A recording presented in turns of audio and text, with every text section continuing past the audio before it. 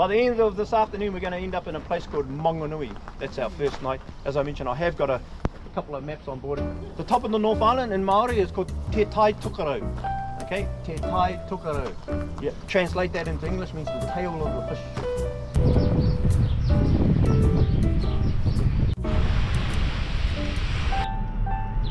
Here we go.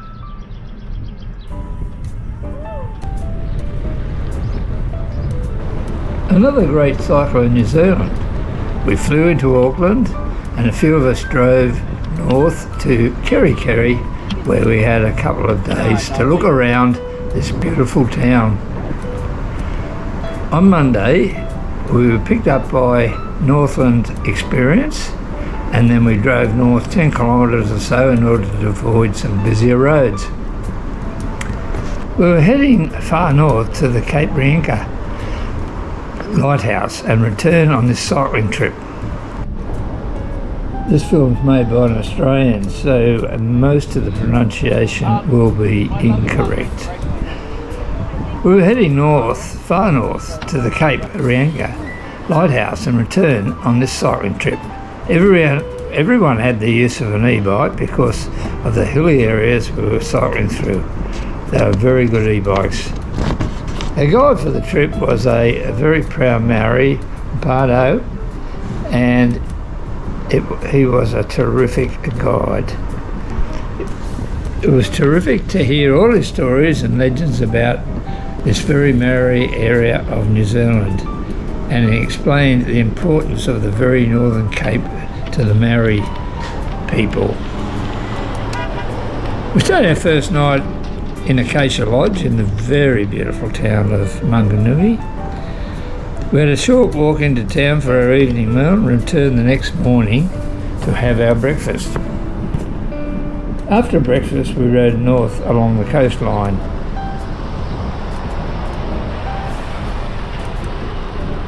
We stopped for coffee and then drove and rode to lunch at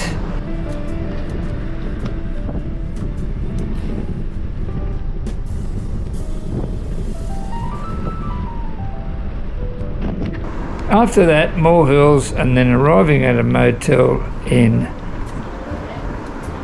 Papanui.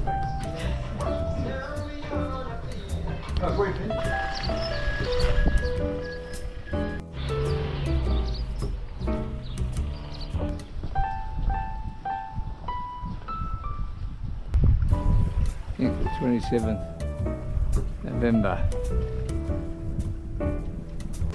It is his best side, yes.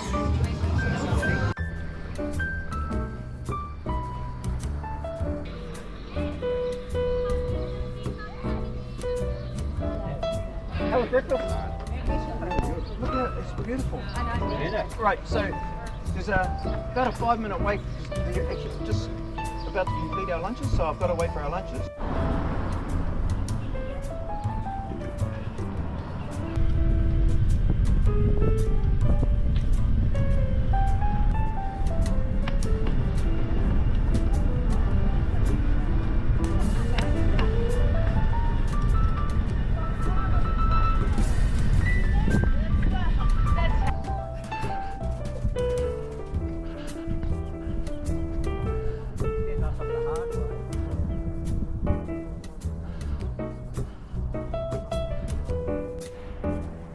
But a lot of developments happened there because Māori, as we believe, we came via the water.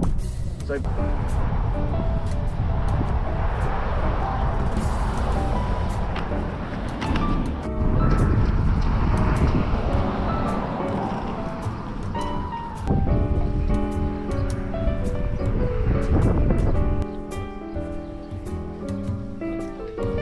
After that, more hills, and then arrived at our motel in Pukenui. A motel overlooking the bay and just across the road from a small but exotic little pub serving great meals. On the Wednesday, we drove to about 15 k's from the Cape Lighthouse, and then we had a hilly ride to the Cape. Thank heavens for e-bikes.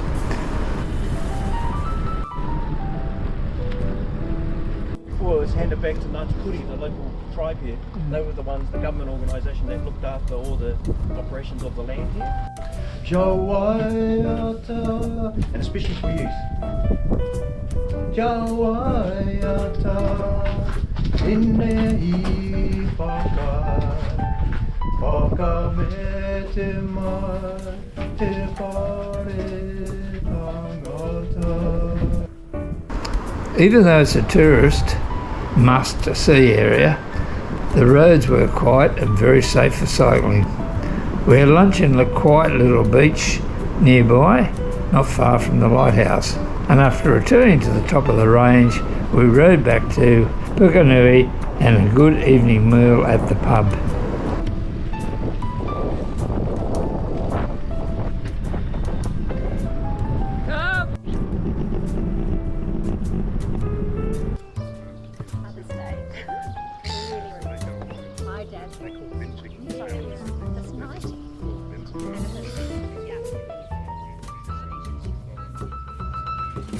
The next day we drove about 3 kilometres south, where we had to walk into the bay water on the Pacific Ocean.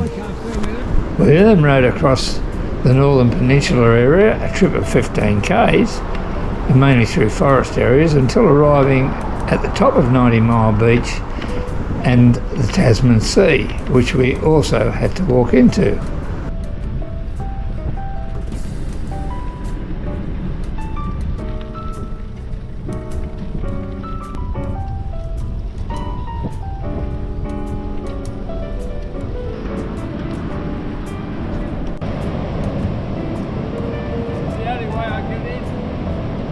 Whole bunch of crazies on 90 Mile Beach. I've decided that crazies is another word for Australians. Now what's the old codger one? Coming.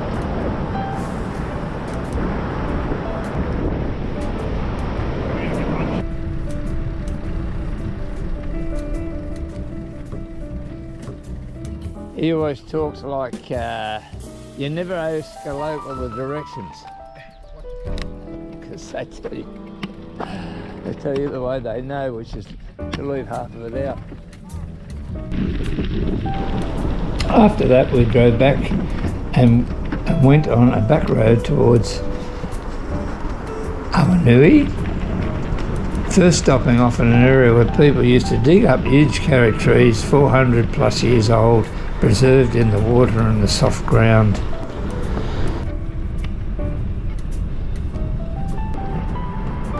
We had lunch at a new Maori museum on the outskirts of Awanui before riding into the town and on to back roads to the beautiful coastal town of, this will be hard to say, but it is Ahipi.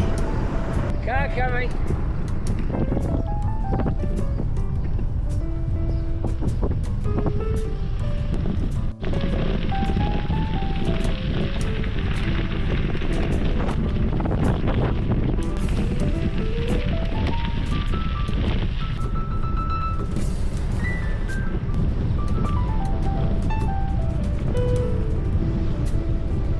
And onto the back roads to the beautiful country town of Apara at the southern end of 90 Mile Beach.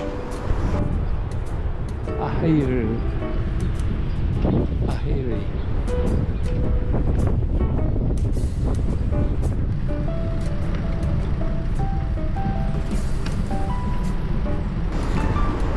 The following day we rode out of the beautiful village through 35 kilometres plus of beautiful but hilly country to Broadwood.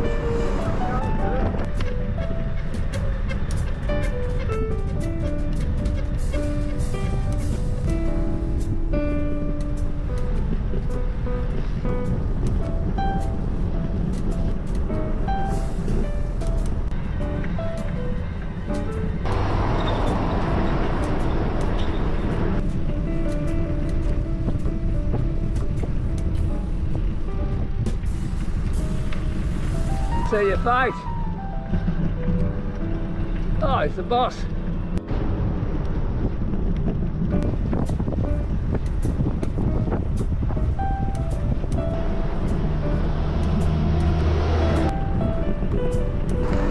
After a lunch break, we drove to the top of the range and visited the rainforest area where all the large kauri trees were growing.